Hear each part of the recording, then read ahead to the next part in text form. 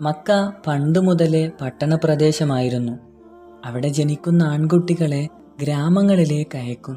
അത് അന്നാട്ടിലെ സമ്പ്രദായമായിരുന്നു. ഗ്രാമങ്ങളിലെ ജീവിതം കുട്ടികൾക്ക് ഒരുപാട് നന്മകൾക്ക് അവസരവുമായിരുന്നു. കുട്ടികളെ ഇണക്കി വളർത്തുന്നതിൽ പ്രത്യേക കഴിവുള്ള അറിയപ്പെട്ട ഗോത്രമാണ് ബനൂ സഅദ്. മക്കയുടെ തെക്ക് കിഴക്ക് ഭാഗത്ത് താമസിക്കുന്ന ഹവാസിൻ കുലത്തിൻ്റെ ഭാഗമായിരുന്നു അവർ. മഹദി ആമിനയും മകനെ മുലയൂട്ടാൻ ബനൂ സഅദ് ഗോത്രത്തെ ആഗ്രഹിച്ചു.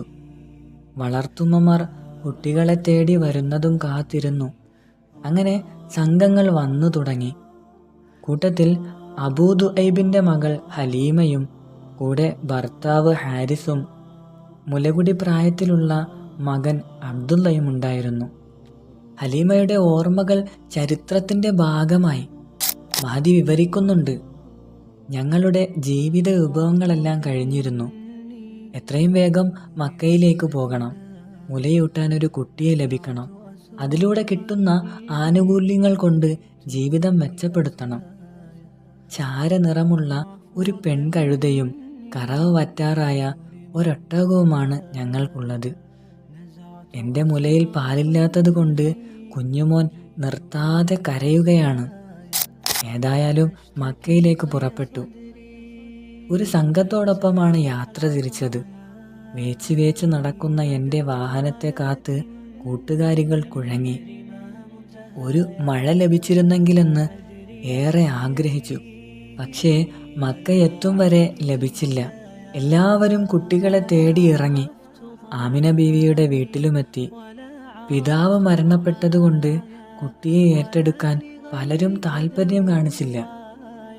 കുട്ടിയുടെ പിതാവിൽ നിന്നുള്ള പാരിതോഷികമാണല്ലോ വളർത്തുമ്മമാരുടെ പ്രതീക്ഷ. നേരിട്ട് കൂലി വാങ്ങുന്ന ജോലിയായിരുന്നില്ല മുലയൂട്ടൽ. മറിച്ച് ദീർഘദൂര ഭാവിയിലുമുള്ള ഒരു ബന്ധവും അനുബന്ധമായി ലഭിക്കുന്ന ആനുകൂല്യങ്ങളുമായിരുന്നു. ഒപ്പം ഒരു സമ്പ്രദായത്തിൻ്റെ ഭാഗവും കൂടിയായിരുന്നു അത്. ഒരു ഗ്രാമീണ കുടുംബവും ഒരു പട്ടണവാസിയും തമ്മിലുള്ള ബന്ധത്തിന് മാനങ്ങളുണ്ടായിരുന്നു. പരസ്പരമുള്ള ആവശ്യങ്ങൾ നിർവഹിച്ചിരുന്നു. ഒരു അനാഥ കുട്ടിയെ ഏറ്റെടുക്കുന്നതിൽ താല്പര്യമില്ലാതായത് അവിടെയാണ്. ഞാൻ ഏതായാലും കുഞ്ഞിനെ കാണാമെന്ന് കരുതി ആമിനയുടെ മകൻ്റെ അടുത്തെത്തി. മറ്റുള്ളവർ കുട്ടികളെയുമായി മക്ക വിടാൻ കാത്തിരിക്കുന്നുണ്ട്. ഈ മോനെ നമുക്ക് കൊണ്ടുപോകാം, ദൈവം അനുഗ്രഹിച്ചേക്കും. ഭർത്താവ് സമ്മതം നൽകി. കുഞ്ഞിനെ എടുത്ത് മാറോട് ചേർത്തതേ ഉള്ളൂ, മാറിൽ പാല് നിറഞ്ഞു. എൻ്റെ മോനും വളർത്തുമോനും വയറ് നിറയെ മുല കുടിച്ചു. എന്തൊരത്ഭുതം! ഒട്ടകത്തിൻ്റെ അകിടും നിറഞ്ഞിരിക്കുന്നു. കഴുതയും ആരോഗ്യത്തോടെ തുള്ളിച്ചാടുന്നു.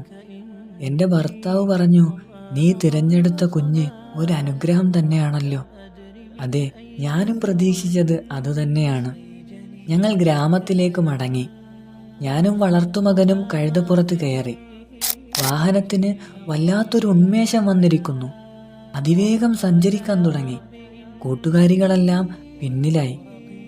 അവർ ഞങ്ങളോട് കാത്തു നിൽക്കാൻ പറഞ്ഞു. കൂട്ടുകാരികൾ പറയാൻ തുടങ്ങി, ഇതെന്തൊരത്ഭുതം!